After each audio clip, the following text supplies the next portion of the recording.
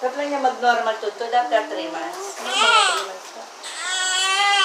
Kaya 2 months ka Kaya pa normal food. Sa gabi, okay naman sila siya ni Dede. Minap na.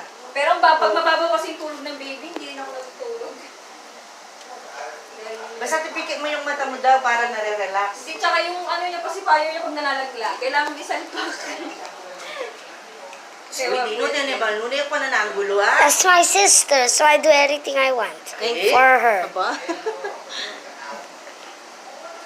Ay, mo sleepy. Ay, gutom niya. Mason na ano yun. Ito ka sabi nila pa.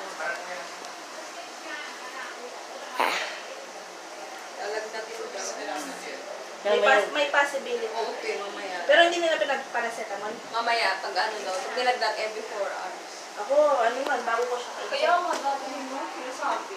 Ako,